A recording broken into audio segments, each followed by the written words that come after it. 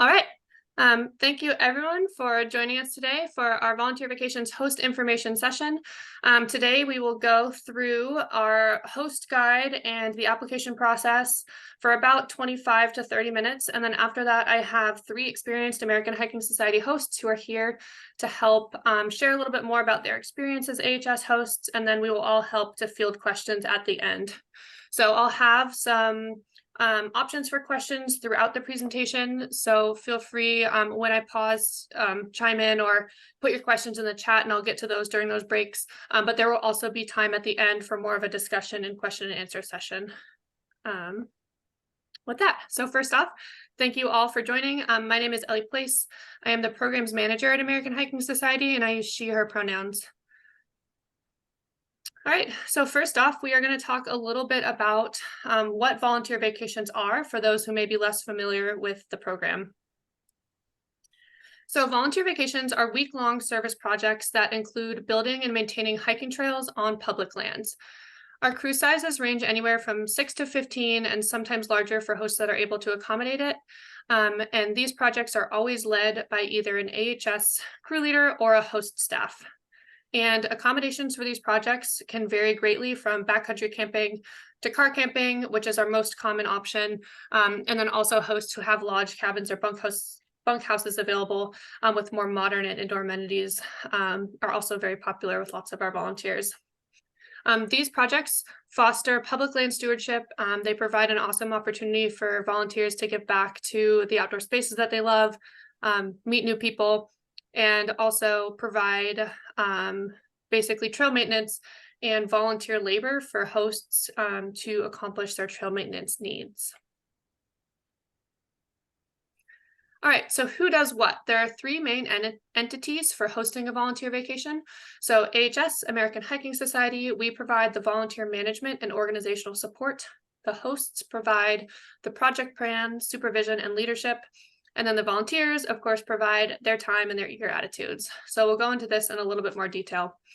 So AHS's role, once an application is received and we publish our schedule of trips, we promote those trips nationally through our website, social media, industry events, and sponsors and partners. And our main role is to attract volunteers to the specific project. We also provide logistical support and communication throughout the trip planning process. So basically, once a trip is confirmed, AHS still maintains the role as kind of the main point person to answer questions and field inquiries from the crew themselves. So we help to handle the communications and make sure that when the crew arrives, they are prepared and ready to complete the project that the host would like done. We also provide a volunteer crew leader, which is optional. Not all hosts use a volunteer crew leader. Some host projects are like self-led or independently led, and that's fine. However, if you'd like one, we are able to send an experienced volunteer who basically does the meal planning and preparation, food shopping, social leadership, and lodging logistics for the crew. We also provide a food stipend for all the crew's meals for the duration of the project if food is not provided at the host site. The hosts, on the other hand, provide the project plan, supervision, and leadership for the project. So the hosts are the ones who design and come up with the project plan. So what trail maintenance needs you have, and having a backup plan. A lot of the time, we find that our volunteers are really eager and able to complete projects sometimes quicker than we had planned for. So it's great to have a backup plan as well. The hosts are also required to provide all technical expertise and full supervision for the volunteers. So anytime a volunteer has a tool in hand or is traveling to the worksite or working, the host needs to be providing full supervision over that time, because even our crew leaders are volunteers. And so the host needs to be there to fully supervise and be able to respond in the case of an emergency or any incidents in the field. The hosts also provide lodging and accommodation for the volunteers, whether that's cabin, lodge, house, or campsites. And we'll talk more about those different options in a little bit. The hosts are asked to provide all tools and safety equipment, including first aid supplies required for the crew in the field. So sometimes the volunteers will bring their own work gloves or glasses. However, basically any other safety equipment or tools needed for the project need to be provided by the hosts. Hosts are also asked to provide the group cooking supplies, which include stove, pots, pans, utensils, and fuel. And I linked in the chat the full list of the HS Volunteer Vacations group cooking gear. And so that's available for you to look at.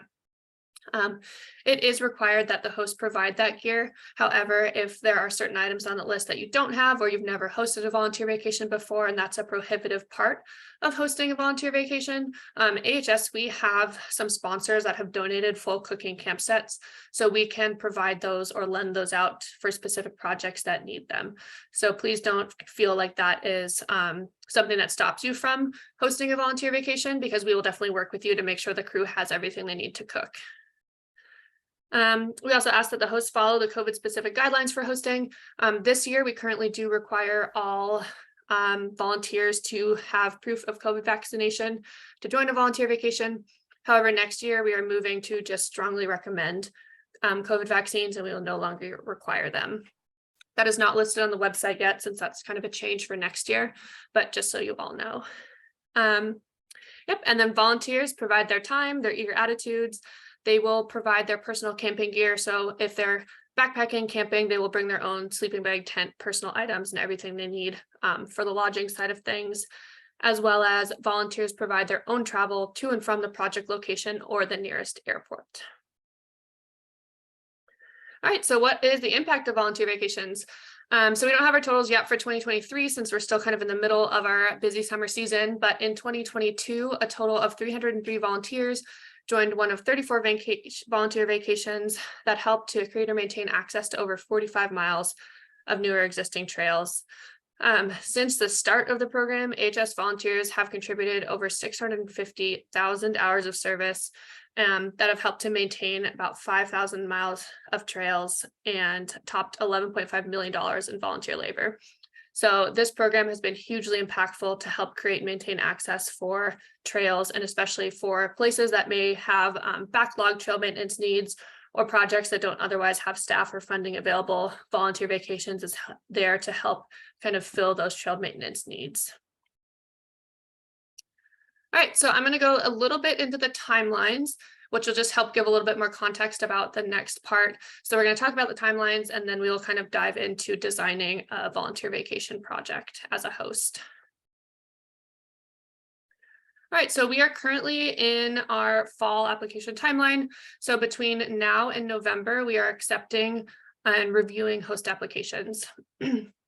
Our deadline for 2024 applications is November 3rd, 2023. So that is when the applications will be formally reviewed, and I will start contacting hosts who have approved or whose applications will be moved forward to the schedule next year in the November-December timeframe. And at that point, I will work with each of you to discuss the project plan, confirm project details. Sometimes we can discuss if there's any questions, or if there's like little details that we can iron out. There's time to do that during this period. And so your application, when it gets submitted, is not always static at that point. So there's definitely time to adjust, and I'll work with you on different details as needed. So at the end of December, early January, that is when we will announce our schedule to the volunteers, post the schedule online, and begin advertising volunteer vacations. So then between January and the project start date is when we advertise to our nationwide base of volunteers. We'll recruit volunteers for your project and aiming to exceed the minimum number of volunteers required. And so that's something that each host will designate, a minimum and maximum number of volunteers. So once we're 8 to 10 weeks out of the project start date, if we've met the minimum number of volunteers, that's when we begin our confirmation process. And at that point, I will reach out to you to confirm the project details, send the crew roster. I'll connect the host, excuse me, with the crew leader if it's provided by AHS.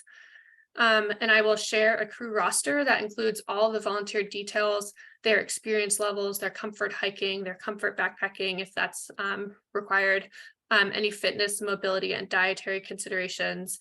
So at that point, you'll have all the information about the crew, and you can begin your final preparation for their arrival. And then within 8 weeks of the project start date, AHS will provide any updates if there are crew changes. If there are any questions with the crew, we help to field those questions. We will coordinate the crew's travel and their arrival to your host location site, and then prepare volunteers and make sure that everybody is ready for their volunteer vacation. All right, before I move into designing your trail project, I just wanted to pause real quick and see if anyone has any questions about the first part of the application, like timeline and process and the roles.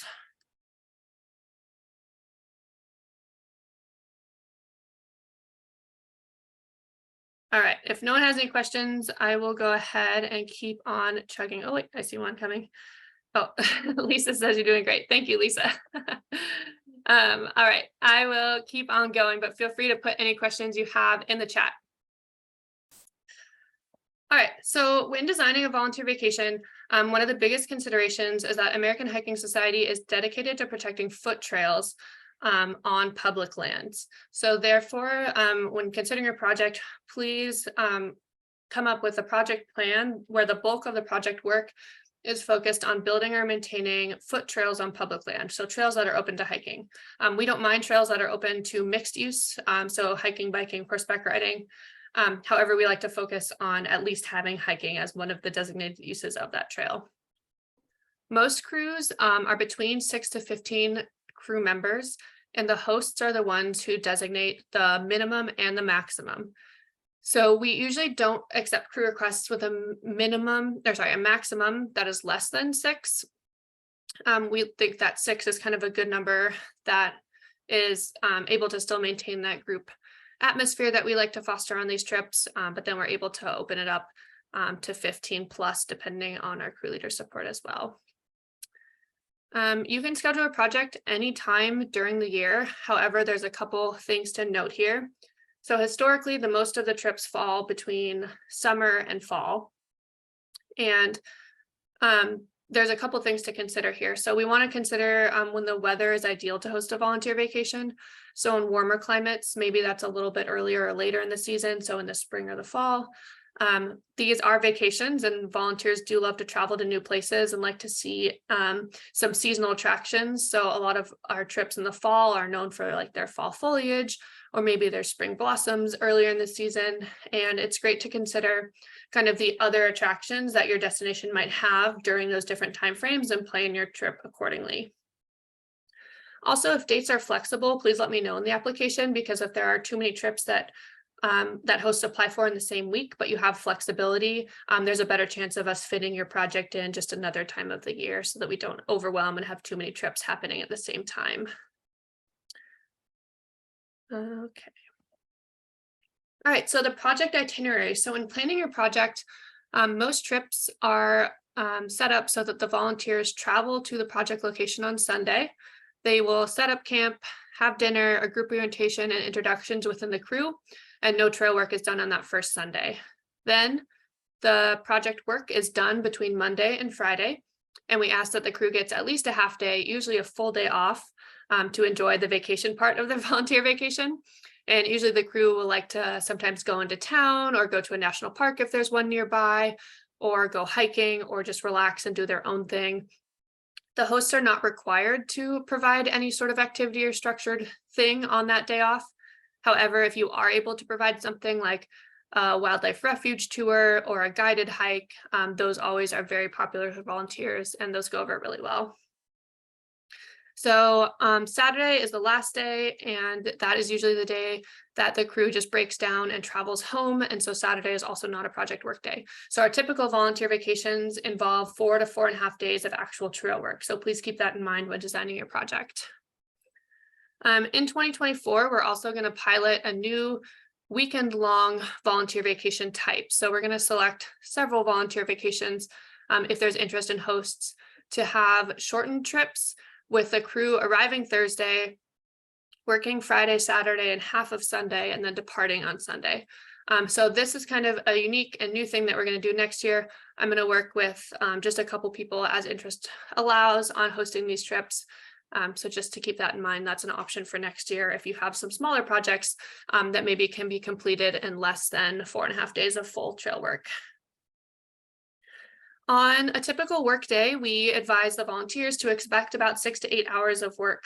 And That can vary depending on the weather, the crew's fitness, the strenuousness of the project. So you as a host staff can work with the crew leader to help supervise and adjust that workflow as needed. But you can plan for about 6 to 8 work hours each day.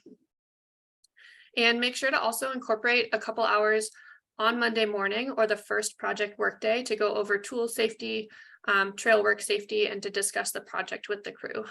Providing a tool orientation is required by the hosts. A lot of our volunteers come with experience, but not all of them have used all the tools that you might use, and not all of them have trail work experience. So we do require a full safety briefing and demonstrations for all the tools that will be used throughout the week. Also, when putting together your project, make sure to factor in time to drive to the project site. If the crew is staying somewhere where they either have to hike there or drive there, that should be incorporated into the day as well. All right, so there's a couple notes about making the itinerary and the application. So when you're submitting your project, the more detail you have, the better. So please include the exact location and the length of the trail that you plan to work on. If you're installing water bars, please let me know how many you'd like to install, what kind of brushing you'd like to do. If there's any like removal or repainting of signs, like the more detail you can provide us, the better. This helps to not only sell your project, but also really helps so that volunteers can self-select projects that match their interests, skills, and abilities. So you will have a crew that shows up and is willing and able and excited about doing the project work that you have planned. So the more detail you can provide in this stage, the better. As I mentioned earlier, our crews are always very eager to get work done, and please always have a backup plan or additional projects planned and be ready to implement them in the case that the volunteers are able to complete the project work sooner than expected. Some volunteers will gravitate towards camping trips.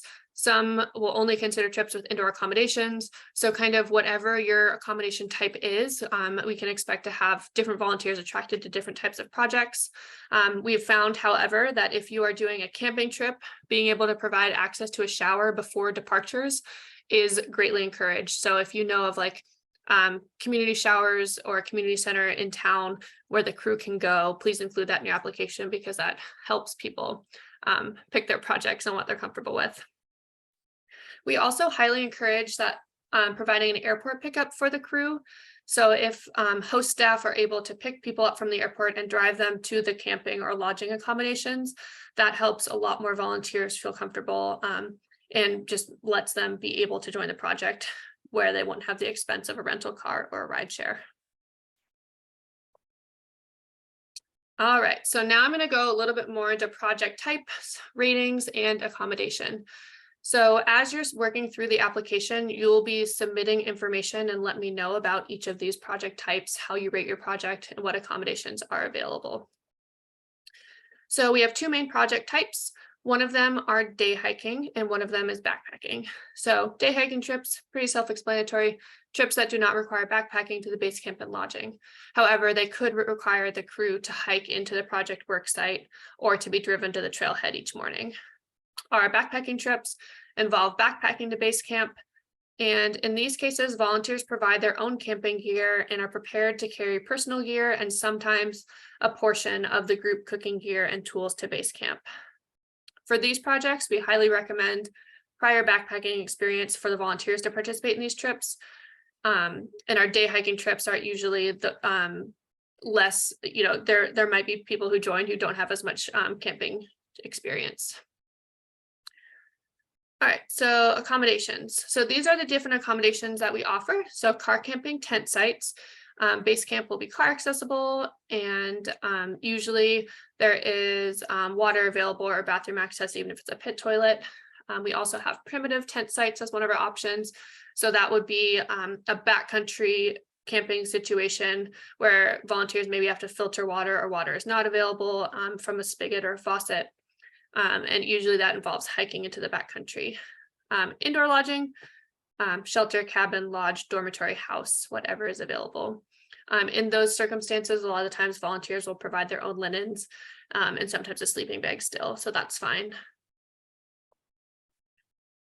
All right, Project ratings. So this is another way that when you are submitting your application, you will designate how strenuous your project is going to be.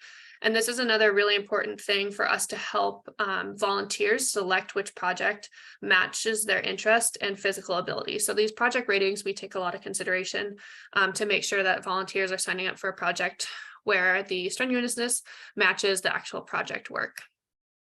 So this is something that I'll ask you to all assign in your application. However, once we begin the application review process, I'll work with hosts a lot of the times and maybe adjust these a little bit based on kind of all the trip details. But generally, easy to moderate trips are considered trips where there's car camping or indoor accommodations and day hiking up to 3 miles throughout the day, and work is including general trail maintenance. Our more moderate to difficult trips are when there's maybe a little bit harder or longer access to the project work site. So more than 4 miles, maybe there's some more demanding physical work. If backpacking is included, if it's a short backpack, maybe less than 3 miles to base camp. But moderate to difficult projects, the work would include also more heavy lifting, bending, shoveling, picking, chopping, and or sawing. And then our final 2 designations are strenuous and very strenuous. And these are for projects that are more remote in nature, where backpacking up to about 10 miles may be required. And maybe these projects are more strenuous and include lots of heavy lifting, and the project work is just more challenging. The other thing to think about this is we have a lot of people that travel to different spots in the country. And so if we have someone traveling from sea level to Leadville, Colorado, being at 10,000 plus feet is going to make that trip much more difficult. Even if the project work is not that strenuous, just the elevation change will be challenging for some folks. So we take all of those things into consideration, and also like the project access to the work site. If you're hiking 3 miles on a flat trail, that's great, but we might bump it up if you're hiking 3 miles on a really steep, rocky or uneven trail. So those are kind of all different things to consider, and it is a little bit subjective, but I will work with each of you to rate the project for what makes the most sense and what will be accurate to advertise for volunteers. All right. I am gonna pause for a minute, see if anyone has any questions. I don't see any in the chat right now.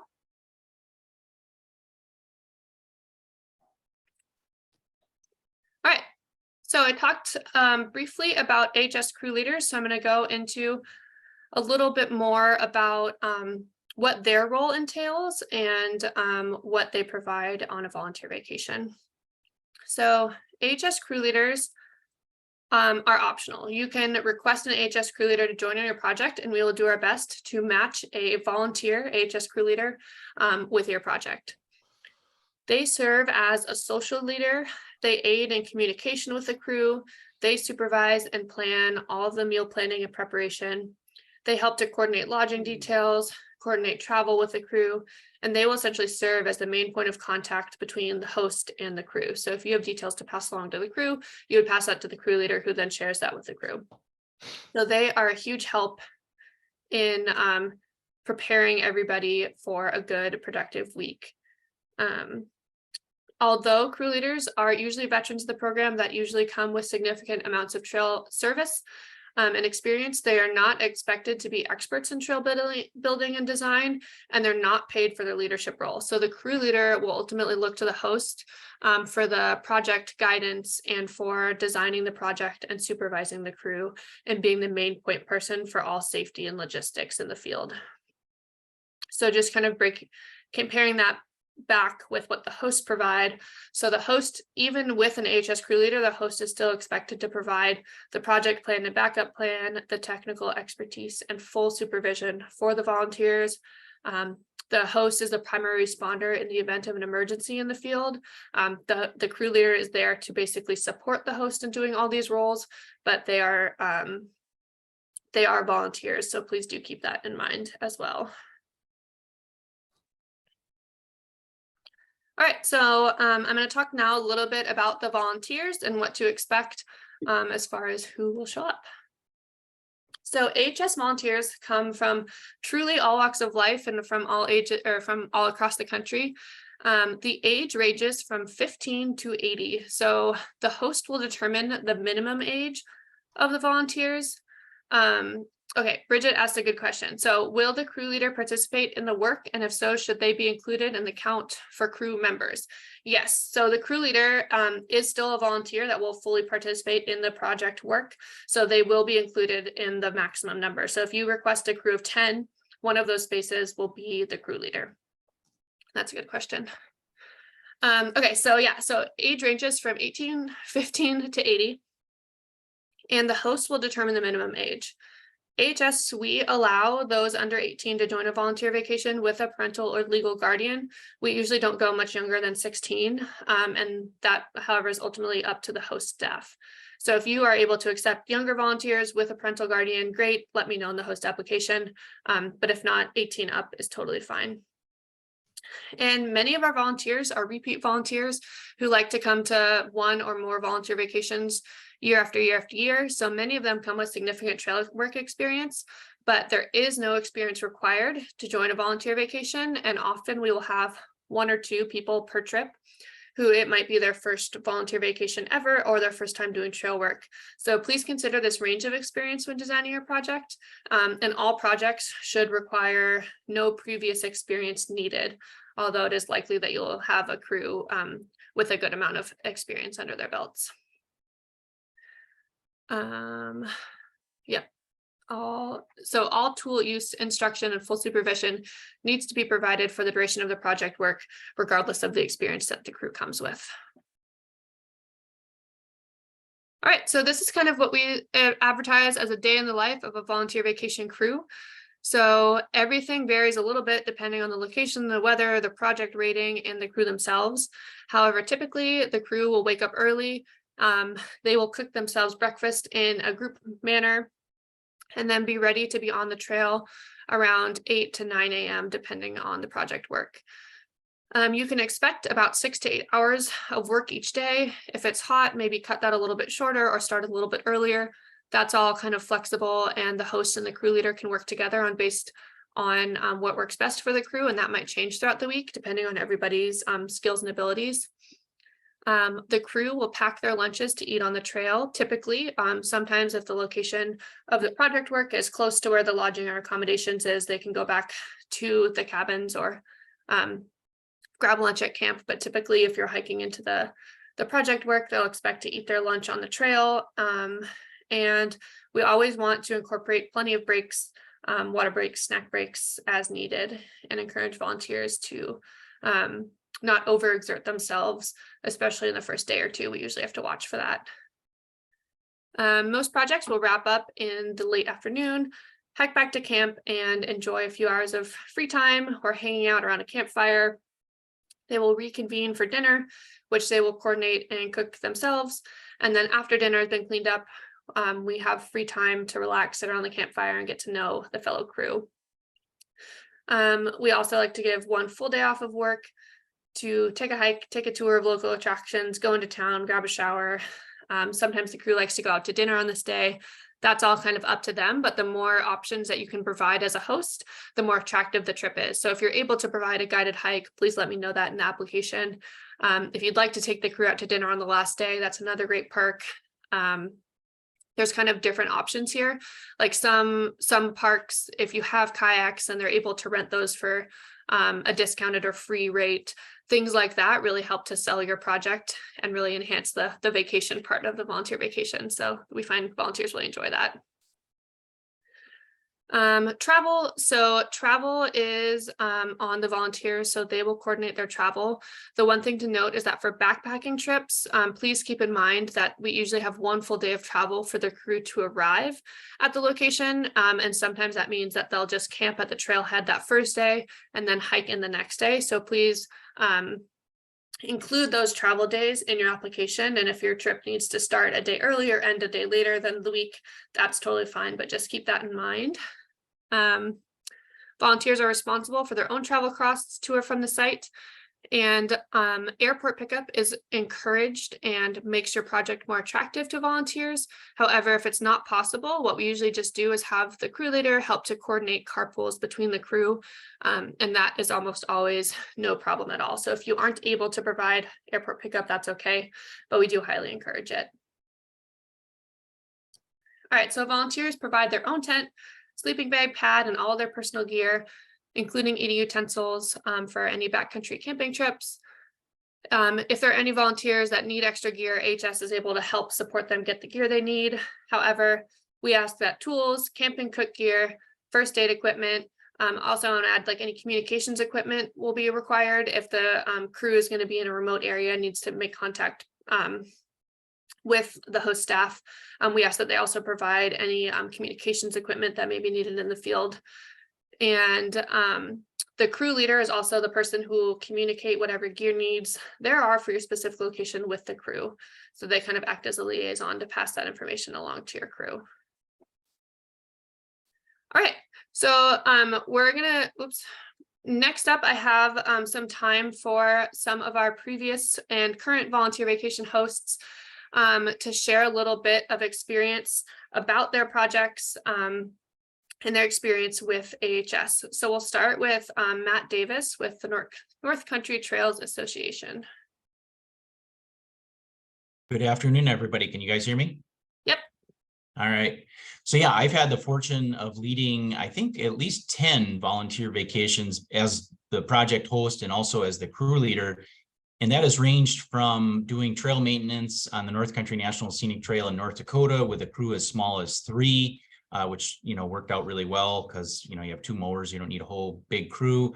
And then we've had the biggest project we had 2 full crews of 9 working on clearing trail in the very remote Boundary Waters Canoe Area Wilderness in northern Minnesota. And I think the real benefit is just, you get some great people who otherwise you'd never experience. I've had people, like Ellie said, from all across the country. And it's really a great way to supplement local volunteers if you have a project that you just don't have enough local people. So that picture there was from a crew last year where we actually built new trail. Most of the projects that I've had, it's been doing trail maintenance. But last year we had a project where we built the first mile of an 18-mile project. And it was really a neat project because it was a combination of local chapter volunteers, AHS volunteers. We had some next gen program participants from the North Country Trail community. And then we actually had a North Country Trail thru hiker that joined us. So it was really a hodgepodge. And that picture, we're sitting around the table after dinner playing card games, and that went on up until dark. And that's the Mississippi River in the background, and we were enjoying the sights and sounds of nature while playing card games. So a lot of great around the campfire camaraderie with all of the trips that I've had. And like I said, the benefits of the program is really the great way to supplement your local volunteer base. But I think for the North Country Trail Association and the North Country National Scenic Trail, just being involved with AHS and the volunteer vacation program really helps raise awareness nationally for our trail. Just having your trail projects listed in the catalog and on the website, and the promotion that AHS does, it helps us reach a lot more people who, have never heard of the North Country National Scenic Trail. So even if we didn't get a volunteer to come work on the trip, there's still a lot of value in just, having that trip available. Like I said, we've had volunteers from all across the country, and just from a personal standpoint, as a crew leader, I've actually made some really good friends, that I stay in touch with. I actually have a co-leader that now helps me on the trips in the Boundary Waters, who first came on a AHS trip, and he just loved it so much. I asked him if he wanted to be, my helper. And so, yeah, he's come on the last several trips that I've done. And I would say in general, the people are all top notch. Of all the trips that I've not had anybody that I wouldn't want to have on a crew with me again. And that's really saying a lot. I mean, people who pay and sign up through AHS, they're committed. They're paying money to volunteer, they're traveling long ways. As long as you provide them with good information about what you're doing, they're well prepared, they're going to deliver, and it's just in general a fabulous program. The one thing that I will say is, and Ellie already touched on this, but be as specific in your project, write up so that folks really know what they're getting involved with. Like some of my trips in the Boundary Waters, it might be a full a full day's paddle, and that's tough. That's actually tougher than the tray work. And if people just think that we're gonna, have a nice little paddle, we're gonna go do some trail work, they might be shocked on that first portage when they have to carry a 60-pound food barrel or a bag of tools or a canoe. So yeah, as best you can describe, so that people know what they're getting into. And then one thing that I always do with my crews is have a conference call with them. Sometimes it might take 2 conference calls before, like maybe a month before, and just give people an opportunity to ask questions, in a group setting. It also helps the crew members kind of get to know each other ahead of time, which is helpful. And I guess just in summary, I would highly recommend that folks consider the AHS Volunteer Vacation Crew. It's really worked out well for me, and I look forward to it. It's one of the highlights of my year, not just because of the trail work that I get to do in some beautiful places, but just for the new people that you get to meet and the friends that you meet through the program. So thank you. Awesome. Thank you so much, Matt. That's great. And yeah, I think that this project in particular, projects with the North Country Trails Association, it seems like we do get volunteers that like to come back year after year as well, which I think speaks really highly to also the trips that you host. So thank you for your partnership. And yeah, thank you for sharing about your experience here. All right, so up next we have Abby Flores with the Savannah National Wildlife Refuge. And I think this is a picture from either this year or last year's project. So go ahead, Abby. Hey, Abby Flores over here at Savannah National Wildlife Refuge in Savannah, Georgia. And yes, this picture is from last year. Ellie, it's good to see you and virtually meet you. I've worked with Ellie now 2 years, getting a volunteer crew down here, vacation. But for the refuge here, we've done it a total of 3 times. I wasn't involved in the first one, but last year was focusing on turning something illegal into educational is what I'll title it. We had a crew of about 8 or 9 that came, and what they're doing right there is they're turning illegally harvested EPA wood into a boardwalk that came into the Savannah ports here. That's now being used for educational purposes throughout these areas as raised garden beds. But not only for the community, but for here at the refuge. And so, just to play off what Matthew said about you get to share your story. The volunteers become a part of that. And that first crew there was 2 people that came back. One came back for this past vacation crew. And the other one actually just came and volunteered on their own one weekend they were in town. So there's a lot of personal reward, besides just getting the job done that comes from something like this. Even so much so that, you'll leave with little momentums of crew pictures and get to have the sit down dinners with them. So it's not all work. And I think that's kind of one of the best parts about it. And so last year, it was the boardwalk, which has been completed, and so happy for that. And then this past year or past springtime, was working with another crew, about 9. I think we've kept it around 9 people here, but it was going through the visitor center and the wildlife drive here that's been closed for about 2 to 3 years to public access due to impoundments, rehabilitation project. And so there was a lot of maintenance to get through, cleaning signs, replacing signs, just you're lopping, refilling holes. And so it was great to have, that commitment for a week to really get the job done.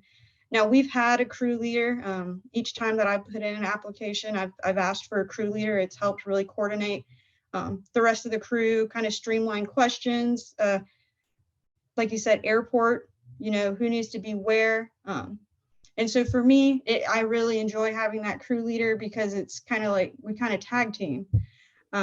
Now I'm there basically the entire week that we have the crew. And so it's not just one person that has the experience, but it's a full team. And just make sure to, dedicate your time as well that week for them. But yeah, I mean, I've enjoyed the process from putting in an application with Ellie to, like I said, being as specific on what the project is. Both our projects were specific, so that helped get the idea across to those that were applying. But I recommend it as well. It's been great working with you and AHS. So. Great, thanks for sharing, Abby, and we enjoy working with you as well. This is always one of our really popular early season trips at Savannah National Wildlife Refuge. And I think this trip and other wildlife refuges as well do a really great job attracting volunteers, because I think volunteers really like to travel and like see these new spaces and also see the wildlife in these areas. So these are definitely great projects. And this also brings up, Abby, I don't remember if this was one of the Savannah projects, but volunteers sometimes do things beyond trail work as well. So sometimes there's like a day of painting a visitor center or doing other improvements. And so there are definitely like some other building tasks that if you have those, like throw them in, because some volunteers reach out to me and say, hey, I love building bridges. Where can I build a bridge? And then we can help if these kind of things are available at different projects. Awesome. Thanks, Abby.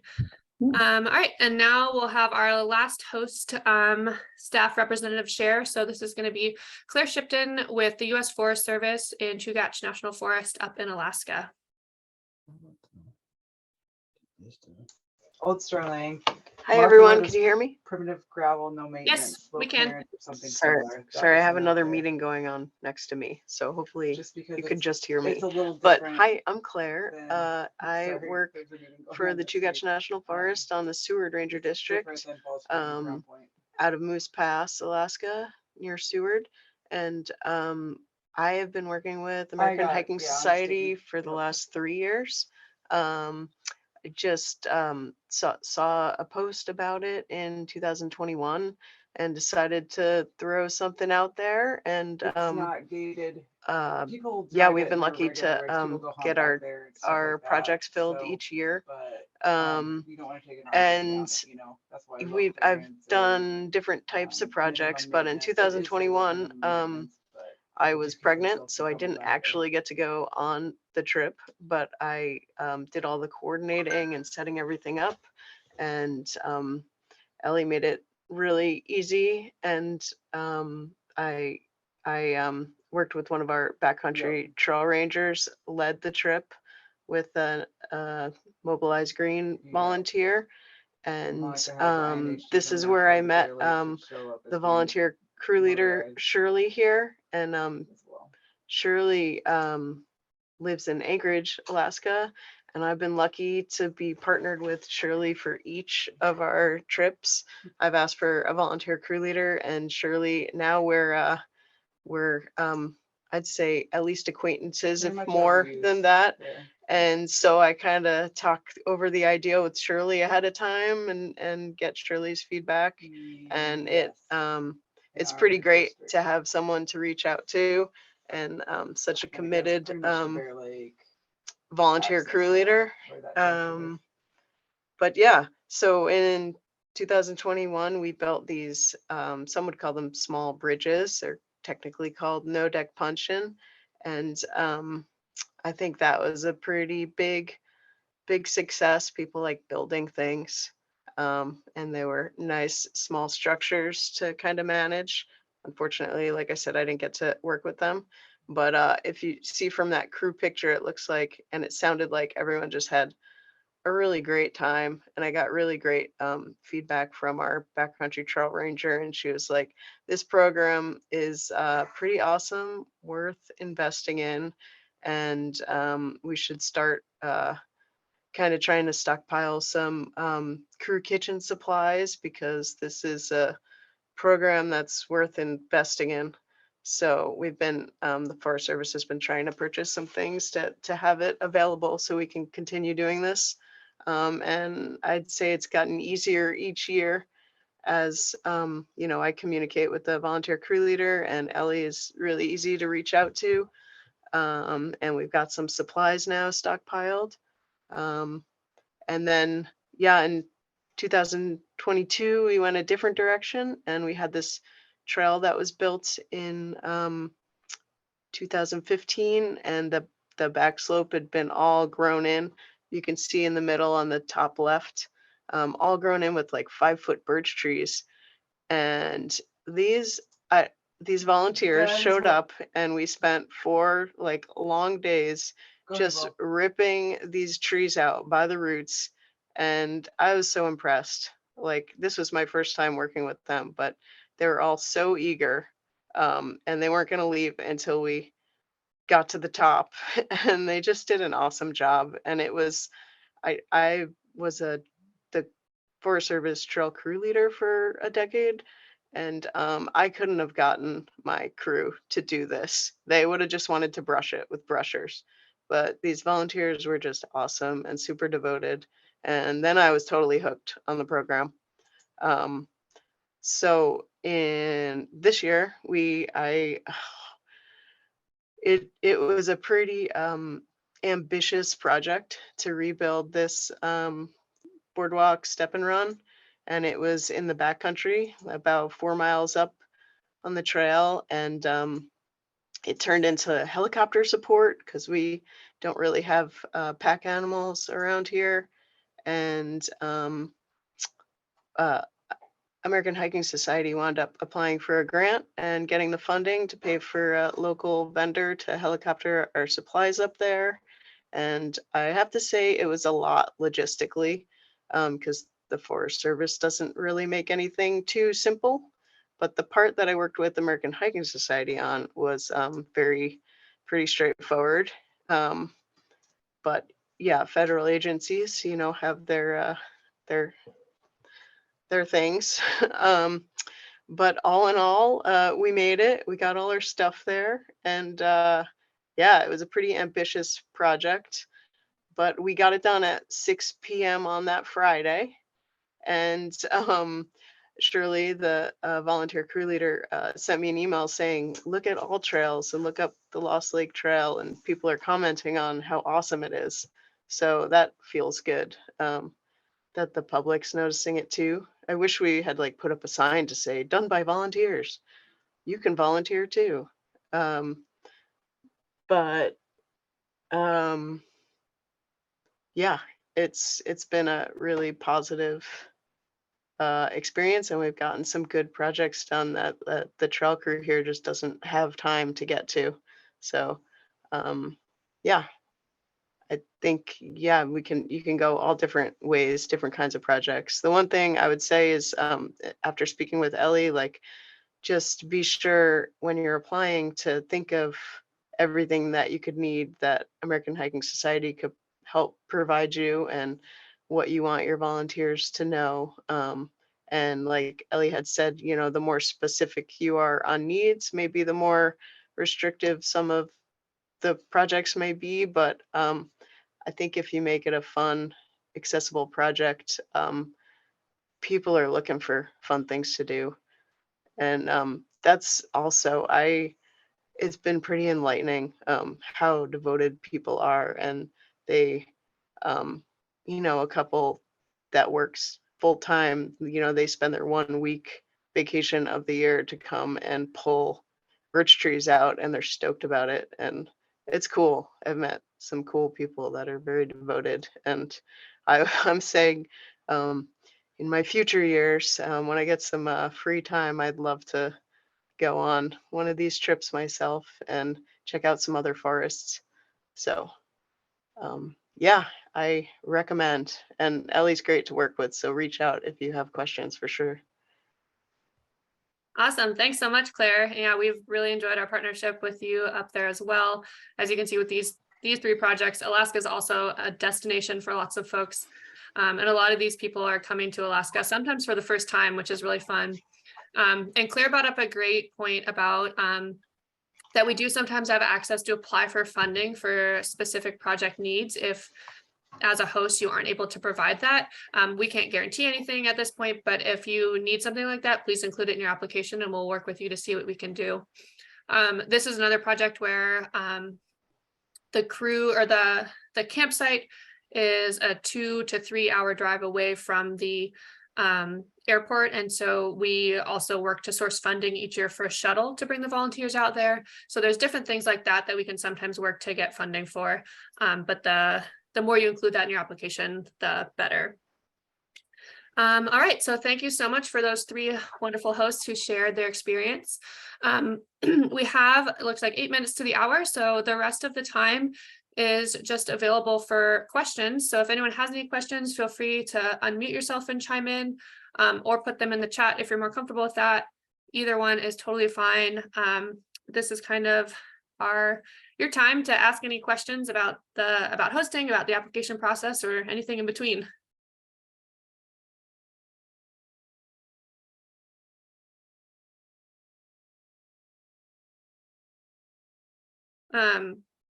Also, if there are no questions, you can always reach out to me via email. I'll put my email in the chat. If you think of anything or anything else comes up, or if you want to schedule a call with me to discuss your host plan one-on-one, I'm more than happy to do any of that as well. Matt, looks like you have your hand raised. Go ahead. Yeah, I don't have a question, but just one thing to share that I was reminded of is oftentimes when you're sitting around the campfire at night, the volunteers who've gone on other trips are sharing stories. And so it's kind of this networking, and it's just neat to hear people talking about the cool places they've been, in the experiences and the trail work they did and the other people they met. And it's kind of like that 7 degrees of separation. People oftentimes have worked with volunteers on different trips. And so it's almost like a kind of a gathering of a tribe when you're out there, which is, always a cool experience to have. Yeah, I found that when I went on one of the volunteer vacations I went on, it seems like I left that volunteer vacation with a list of like 15 different places that I wanted to go and hike and travel to and experience, just hearing from everyone else's stories. So yeah, it's definitely, they're a cool group of people that are well traveled and like to travel to give back. So I think you find a lot of commonality in that. Ellie, sorry, this is Deb here. Are you going to email us a link to the recording? Yes, I will do that. Okay. Yep. So I'll follow up with everyone that joined this presentation, a link to the recording, and I will also follow up with all the links that I left in the chat. I can Thanks. see those as well. Mhm. Yep. Thank you. Thank you. Mhm.